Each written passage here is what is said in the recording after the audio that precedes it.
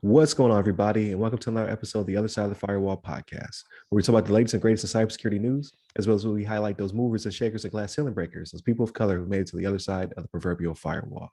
My name is Ryan Williams, and as always, I'm joined by LeVon Maynard. Yes, sir. Welcome to the show. What's going on? Shannon's unable to make it this week, but he'll be back next week. Definitely continue to like, share, subscribe, all that good stuff. Hit a bell if there's a bell involved.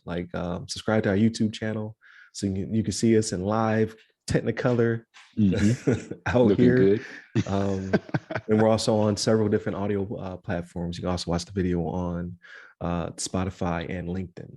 But with all that being said, our content is Monday and Tuesday. We have our topics. So this past Monday episode, we talked about a Revo hacker that's been extradited to Dallas to face charges up to 115 years. So we discussed that.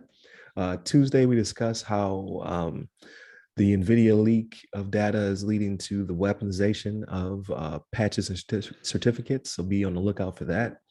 Definitely only trust valid sources. And then today, I wanted to discuss kind of a few articles that involve the Russian sanctions and how Russia is dealing with those and how it has implications for cyber, right? So one of those articles being from the Hacker News, it's written by Ravi. I'm not going to pronounce your last name and butcher it, but the title of it is Russian pushing new state-run TSL certificate authority to deal with sanctions. So basically, the gist of it is their CA, so their certificate authorities are starting to expire. A lot of companies are not dealing with Russia because of the Russian-Ukraine conflict or war that is currently happening. And now they're starting to have issues where they can't use software, they can't hit certain websites, they're being isolated from the rest of the world. Regardless of how you feel about that, that's just the way it's going down. That's the United Nations and the US are not playing games, and they're not pulling punches when it comes to cyber. However, due to this, Russia's like, we'll make our own certificate authority. We'll sign our own certs. So I just wanted to bring that up. And then another article, this one is written by Kotaku. There's a few other sites that also wrote about it, but I chose the Kotaku one. Russia may legalize software piracy as tech and game companies continue to pull out.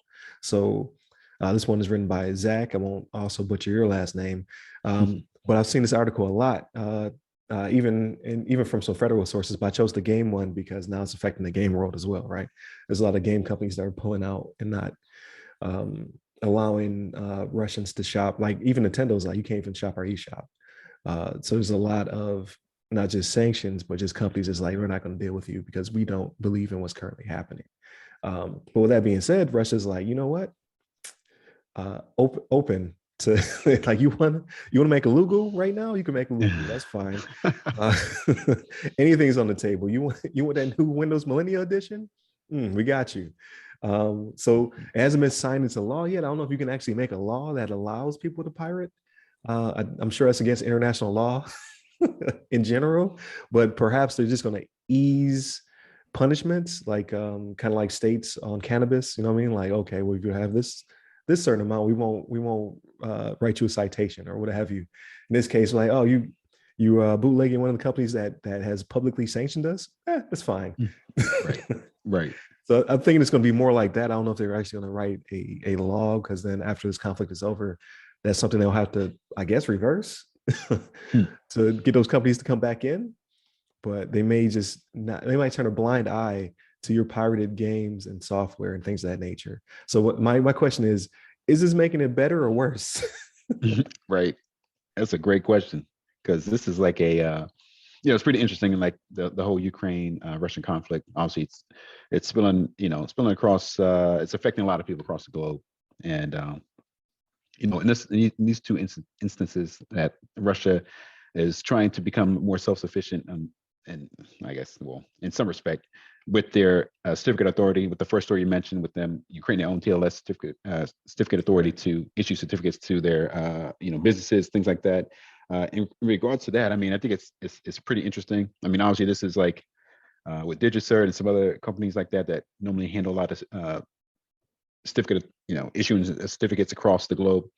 With them not providing that to Russia, they're having to come up with their own system. And the whole thing with that is obviously it's a method to make sure that the websites they go to are secure. When other Russians go to other Russian websites, they know that they see the padlock on the top of the browser. They know it's a secure website. It's got a valid certificate. But now you got the government of Russia that's running this certificate authority, which is, from our perspective and what the stories that we know of Russia, that they may not be as trustworthy when it comes to their citizens and making sure that they are, not being spied on or that they're having access to all the information that they need access to. Like I know that there's been reports of miscommunication or like news and fake news, disinformation. Yeah, basically Russia's like trying to make sure that their citizens are viewing the war in a certain light, that they think that Ukraine is actually the bad guy in this war. So that kind of thing, I feel like that's kind of spilling over into the certificate authority type stuff, where in the same article they mentioned things like, they could potentially be decrypting the traffic that a user is sending to a website, and look at the contents and then like re-encrypt it and send it to the website, just like a man in the middle attack that were typical in the cybersecurity realm. So the government essentially can do that when they see somebody connect to a website. They can decrypt that data and then view the contents and continue to send it along the path to make it look like nothing's happened. So it's something that I'm sure the Russian citizens would be concerned about for their privacy, and then for the content that they're getting access to. Because at the same time, the government can either allow or disallow certificates to websites they think aren't worthy, or that are worthy enough to have the certificates if they feel like they're reporting the news properly, or have the content that they authorize to have on the internet.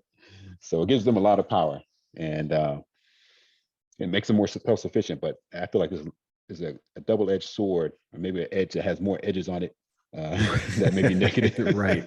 It's over here looking like a saw.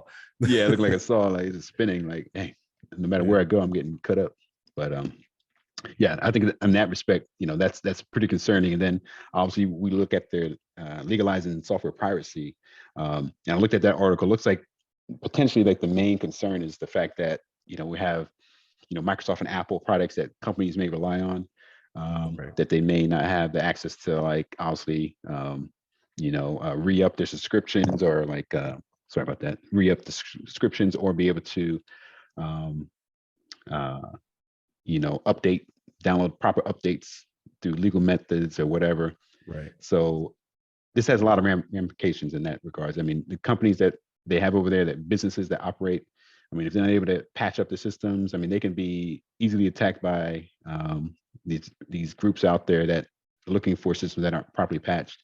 I think I just heard on the news as well, and maybe we'll talk about it another day, but I think like Anonymous or something, like, sent out a thing where they were they had got access to a lot of Russian government information. They hacked one of their government locations and pulled a bunch of data and then put it out on the web. Some stuff that I guess related to their Ukraine attack. So I can imagine a lot of businesses out there that have all the software, Microsoft software, Apple software, and then obviously the gaming stuff that they will have to find other means of accessing, and may not be able to secure it properly if they don't have any legal method of downloading it. So yeah, it's going to be a interesting situation they find themselves in Russia. Yeah, definitely. Like this it has ramifications, right? So we'll keep tabs on it. Like it could be like the way of the future for them. Like they may be on their own little island. But like you said, that causes disinformation and propaganda to be just that much easier to spread to their people. But definitely continue to tune in, check us out, and share us with your friends. Hit me up personally. I'm at RyRy Security Guy. That's RYRY Security Guy on LinkedIn, Twitter, TikTok, and Clubhouse. And you, LeVon? Yes, sir. You can hit me up on the Twitters at LeVon Maynard. There it is. Stay safe. Stay secure. Take care.